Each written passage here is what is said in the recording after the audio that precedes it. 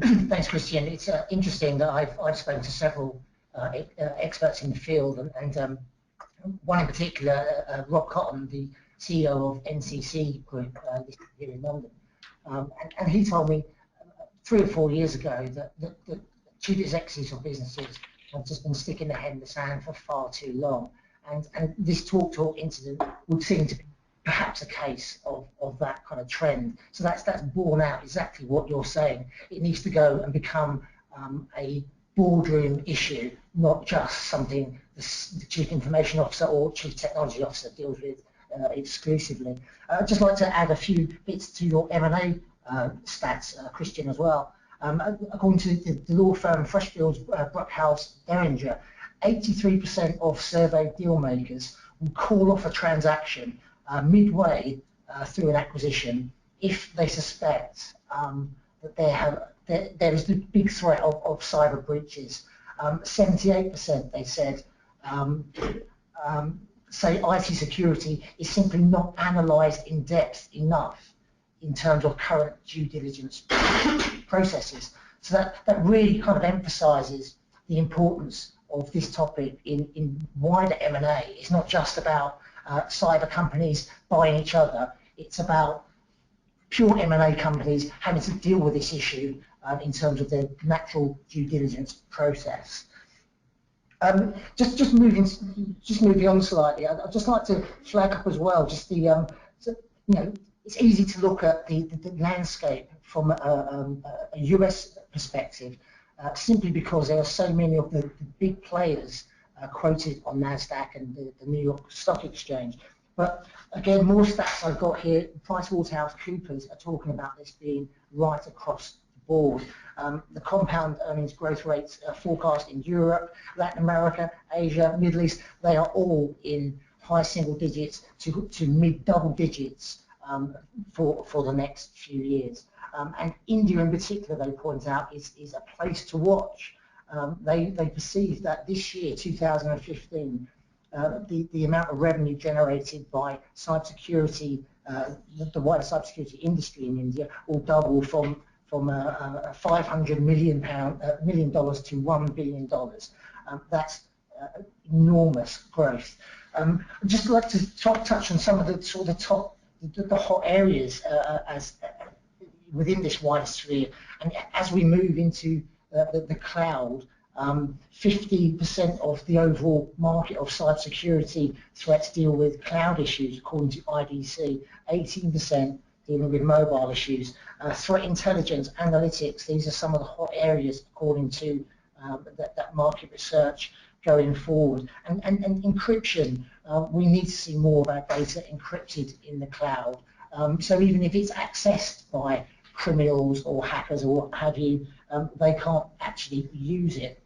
IDC reckoned that by the end of this year, 20% of cloud data will be encrypted, but by the end of 2018, 80% of cloud data will be encrypted. So encryption is clearly another exciting growth opportunity. Where do you see the growth opportunities, Christian, from New York?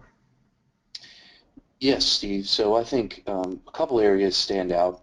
One is really the service side, and that is kind of away from the hardware and software, and it's simply groups of consultants and experts that come in to actually kind of assess an ongoing cyber threat or attack within a corporation or government, and not only assess it, but try to analyze what information has been accessed as well as to shut it down. We've seen, for example, a company like FireEye, which has a whole division dedicated to really incident response and malware detection.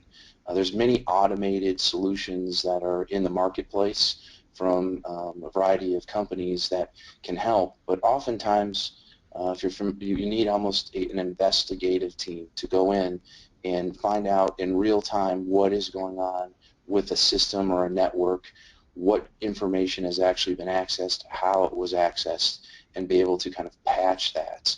I think that's going to so I think the service side is going to be a very interesting growth area. On the technology side, the ability to gather threats and have them have an intelligent system that actually is aggregating those threats and attacks, and then deploying proactively tools to stop that across networks is going to be big. So there's a firm that has something called a threat intelligence cloud that links all their clients and customers to really try to, in real time, determine what type of attacks, what format, what perhaps who the actors are behind these attacks, to hopefully block them or deter them in real time. So smart solutions like this threat intelligence cloud are going to be big.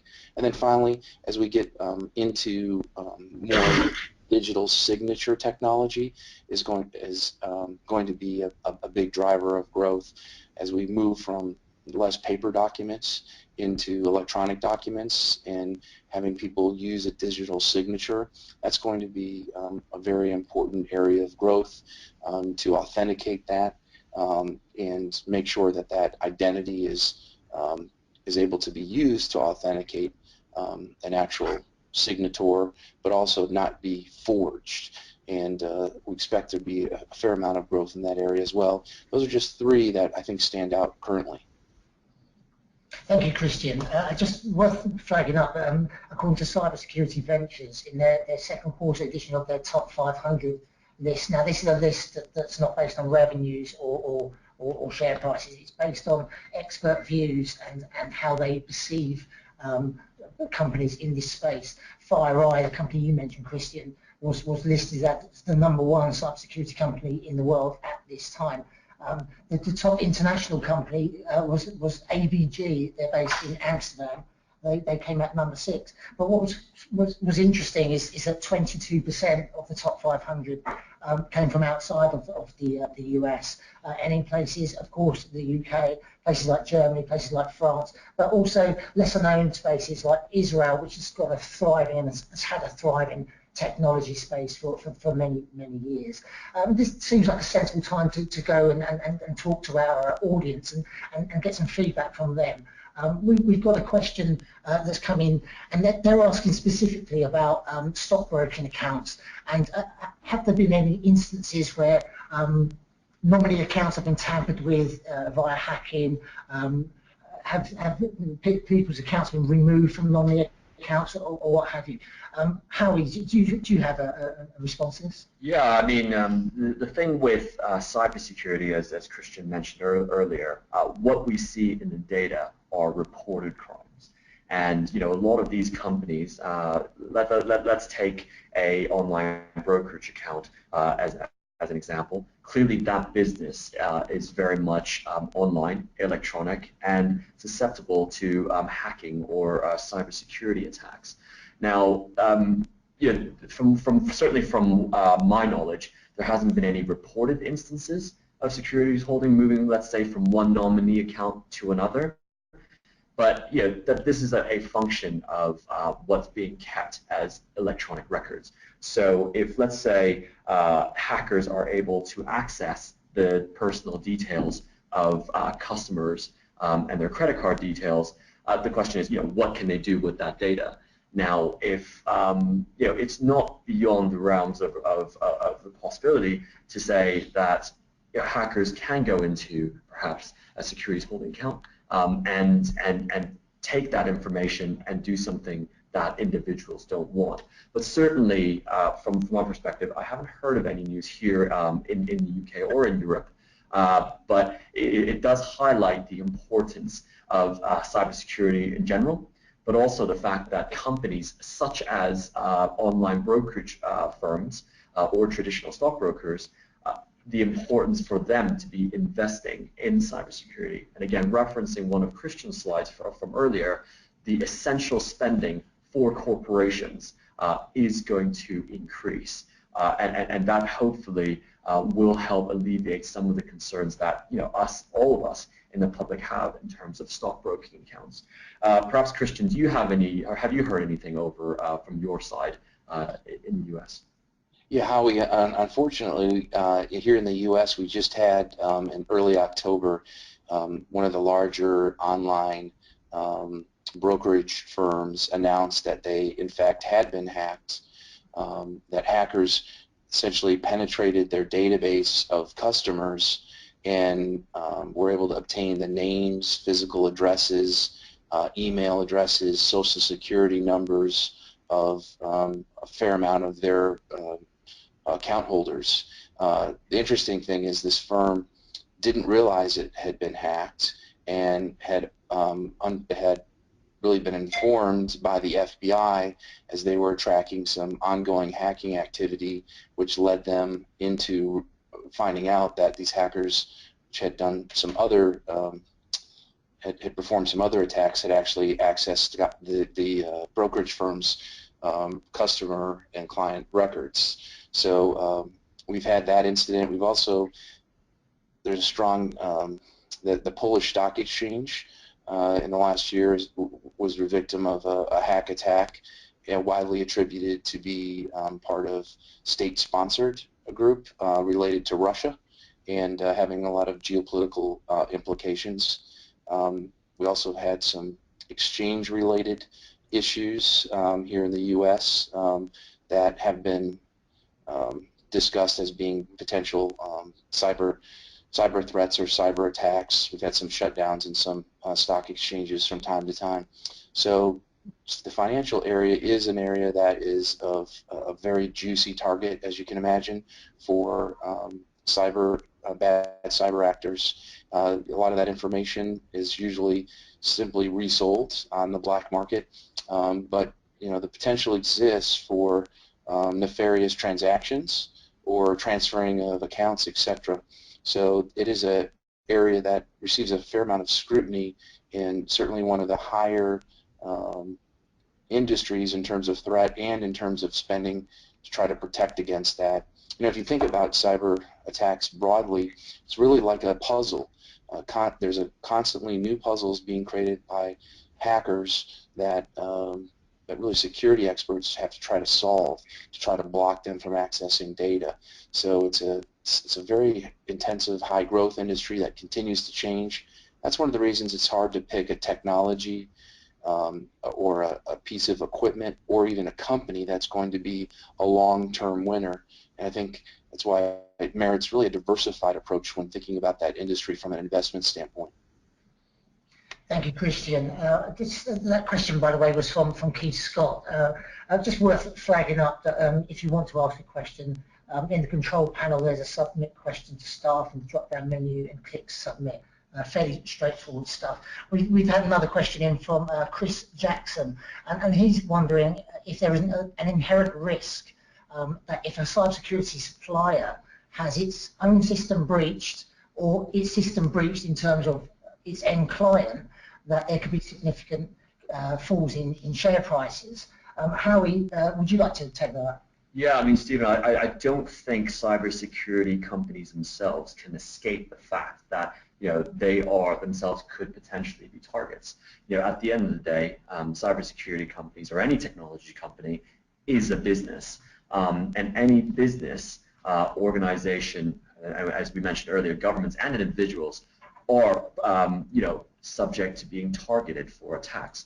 So even though their business is in the cybersecurity world, it doesn't mean that they are not a potential target to be hacked. I suppose what's in it for the cybersecurity companies is to make sure that they continuously evolve their systems and stay one step ahead of where they think the hackers are going to penetrate in order to stay ahead of, I suppose, the hacking audience, if you were, or the hackers out there. They've obviously got a financial interest to ensure that happens, but if they don't, then obviously they're going to feel the effects of what happened to a publicly listed company like TopBloc. The value of the company will probably see some impact in the market, and chances are it will be negative. But it all highlights, I suppose, the continuously, evolution that this industry has to participate in order to stay in front of the game. Christian, I don't know whether you've got anything to add to that as well. Yes, Howie, I think those are great points.